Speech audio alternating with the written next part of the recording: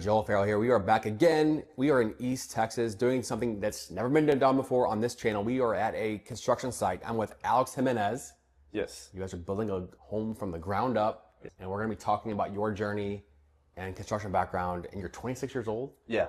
And you've got a couple builds under your belt. Yes.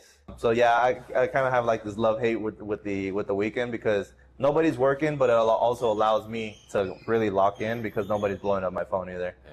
But yeah, it's almost like I don't want to say 24-hour thing, but it does take a lot of my time. I mean, from a kind of a different angle here, in terms of just having fun and going places and going out. What is somebody 25, 26? What do they do? Are they going to bars? Are they going to house parties? At my age, yeah. A lot of people will go out and bars, drink, hang out, do activities and stuff. But a lot of traveling. But I'm kind of looking at it as if I can really lock in my 20s and build a system where I don't even have to find the deal anymore and the houses just get built and I'm making my money, then eventually in my 30s, which from what I hear is like the best time of your life maybe, and eventually in my 30s I can really live the life that I want to live, travel when I want and kind of really just relax a little more if I wanted to. But I mean, me and my wife, we haven't really done too much stuff because I try to tell her, I'm building in my 20s so that our 30s, we're living better than everybody else, basically. Better than everybody that we know. Yeah. Yeah.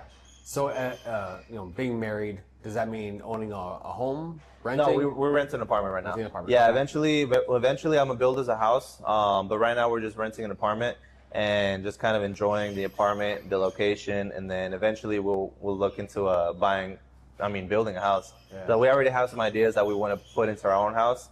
Like a sauna would be pretty cool, an interior gym. There's a lot of things that we're planning, but once our lease is up, then that's when we'll actually move into the house, and we'll probably get that started probably like 4 months before we actually have to move out. Yeah, I mean that's a common debate that I see online of in this day and age, rent and then save the money and invest it in the stock market or whatever else, or versus buy, or people won't say go buy your house and always better than renting and blah blah blah blah.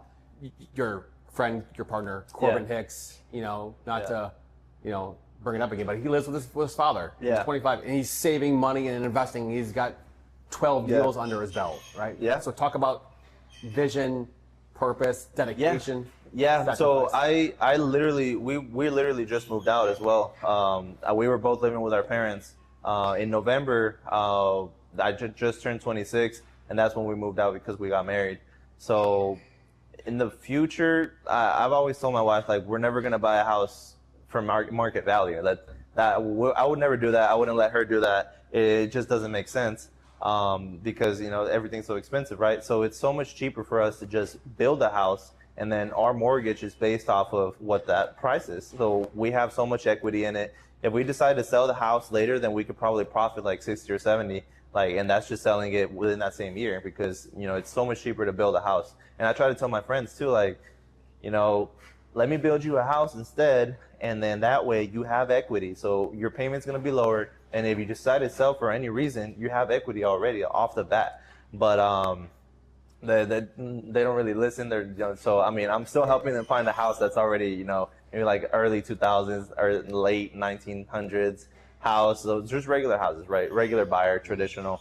But I've always told my wife, if we're gonna move into a house, then we're gonna build one so we can have actual equity. Because me personally, I like my apartment living. I don't have to worry about wasting time on mowing the lawn and maintenance and stuff like that. I like that because I can focus more on work.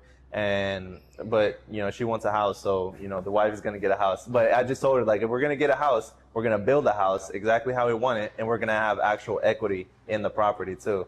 So that's the only way that we would actually get a house, just by straight building.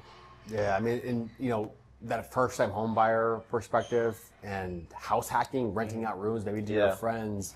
Do you hear much talk about that from people in your circles? Not in my circles. Probably the most real estate talk I do is with my partner Corbin, because my actual friends is more like me trying to convince them and teach them instead of them being like, okay, let's share ideas. So No, my actual friends, they're more just like, enjoying life and getting by. But eventually, I feel like if they see me succeed enough to a, an exaggerated level, then that's when they'll actually, have some confidence to take that extra leap, maybe take a little bit of a risk and actually, get into real estate. Because I love real estate. I see myself building multiple businesses in real estate. So that real estate is where I'll always be at.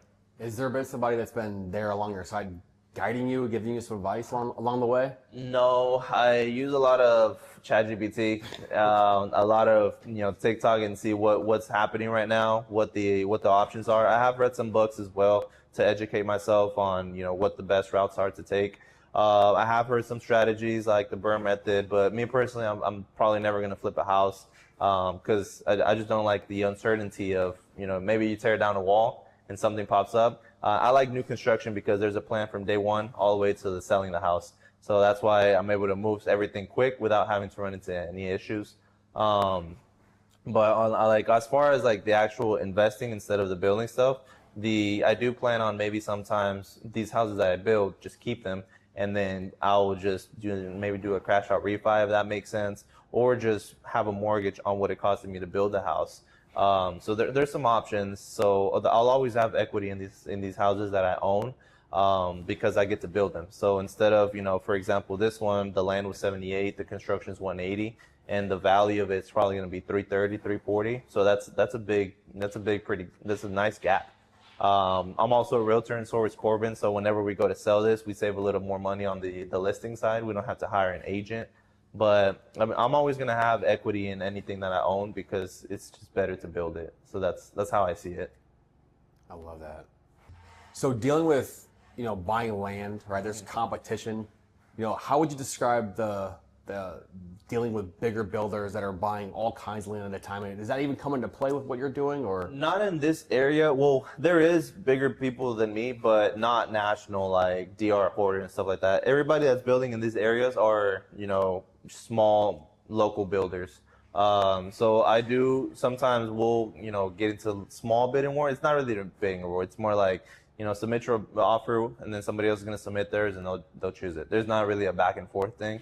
But I think the bigger guys, the more experienced guys, they are in a position where they can let a deal go over not overpaying, because at the same time they do have employees, project managers, so they have more people to take care of. So for right now, it's just Corbin and I. So we're willing to spend an extra $2,000 or $3,000 on paying for something. And then, at the end of the day, we're not having to pay anybody else. It's just 50-50 between him and I. So we still see pretty decent profit on these. And, I mean, once they sell, we'll be happy with it. And then I plan to reinvest as much as I can. Obviously, I'll pay my bills and take care of my wife. But as much as I can, I plan to reinvest it so I can get into the next build. And then just, my goal for this year was to build 25 houses. I'm a little behind. But I just need to find the capital, find the investors, and then that way I can actually close on these deals and build them as fast as possible. And I plan to build exactly this over and over. Obviously, different floor plans, but the details are going to be the same. 1,600, 3-bed, 2-bath, and then I'm just repeating that over and over. All right. So going. You got a family you're building, right? Mm-hmm. Where do you spend time and have fun, or is it? Get to the gym? Is it? Yeah, I told my wife, just let me work during the week, and then Sunday I'm all yours. I'll still be on my phone, but if she wants to go to Target or something, like I'll take her, I'll be with her. But I told her like give me the week without any distractions so I can focus. And then I'll structure the gym and put it into my schedule too, so I can go do that too, because I don't want to just not work out at it, right? But yeah, I'll plan out the day, probably the weekend before. I'll plan out my week, the schedule and everything. And then in the evenings, I'm still working. My wife will cook, and then I'll eat. We'll hang out while we're watching TV. I'll have my computer there, so I'm still working almost all the time. But I did tell her like on Sundays, I'm all yours. I'll take you wherever you want. But I still have my phone on me, so she knows that I have stuff to do. She accepts it. So luckily we've been able to work. No kids yet, so that helps out too. So that way, you know, I told her like, you know, I have to build, and if you allow me to build, you know, soon in the future, before we're even 30, maybe we'll be able to, you know, you'll be comfortable, you'll have what you want, and then I'll be able to build this company to what I want it to be eventually. Which is what? This building a self-sustained development company. I have my realtor license, so I can save some money there. Eventually, wholesalers will send me deals. I just close on it, sign my name, and then I'll pass it on to the project manager. He handles all that, all the construction. I'll pass it on to the permit lady so she can get my permits. So I'm trying to build. I'd like to build a team where all I have to do is really just approve of a deal, make sure the numbers make sense, and then sign at closing, and then start the construction without me in it, and then sign when the house sells. That's eventually where I'd like to get to. But I mean, I'm not there yet, so I'm doing all of that myself. Yeah. That's awesome. What kind of systems do you use to keep everything under control and organized? It's more of a just good communication with the guys, and then I'll make the schedule on my computer. I'll make the schedule, I'll send it to everybody, and I'll tell them expect to start on this day, and then there'll be like a 1 to 2 day buffer, maybe 1 or 2 days early, or maybe 1 to 2 days late, depending on if there was any delays with all these other guys. So I try to schedule everybody out and then have as much material provided before they even get there, so that there's no delays. Because a lot of times money runs out for some reason. Money will run out, and now you have to wait till, you know, you can save up that money and then buy the next thing. But the way that you structure the budget is kind of just have the bill just pay for itself. So that's how we've been able to do this once. Get most of the money up front, and then the rest of it just starts getting built. So yeah, that's kind of what my structure is. I'll structure the gym at some point, and then evenings with my wife, Sundays for her. I'll take her and stuff. So I think it's working. I think it's working. I'd say so. Yeah. Yeah. I mean, you know, at 26, fast forward the clock, you know, the business continues to grow, and you start to control your own destiny, right? I mean, you start to build the business and systems. I mean, when it's all said and done, you know, you've got more time. Yeah. What do you want to be doing? How do you want to be spending that time down the road? Well, once this one is built to where I want it to be, I want to build high rises. So that's like ultimate goal. So from, you know, general single residences, single family homes like these, eventually I'll transition into apartments. And then after I prove myself with these and then get the investors from the apartments, I want to own some apartments after I development, or even maybe just flip them, you know, buy them, renovate them, and then just hold them and stuff like that. But I do want to get some apartments under my name. And then once I've done that, then I eventually want to transition into, you know, building high rises in maybe like Miami, Florida, or New York, you know, where they actually make sense.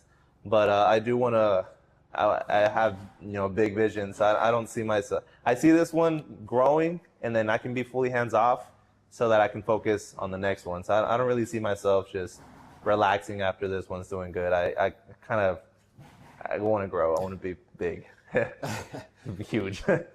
I mean, it's March, right? Yeah. You know, a year from now, in 2027, we'll be coming back around on our tour, and we'll catch back up and see how things are going and what's new. And you mentioned the goal of 25, and now you're on there's 3 right now. Yeah, right now a guaranteed 5 will be sold to hit my goal. So the one that's on market, these 3 that are under construction, and then I'm also planning on building for somebody else too. They should be funding their deal pretty soon, so that'll also count towards my 25. Cool. So I am a little delayed. You know, Q1 is almost over.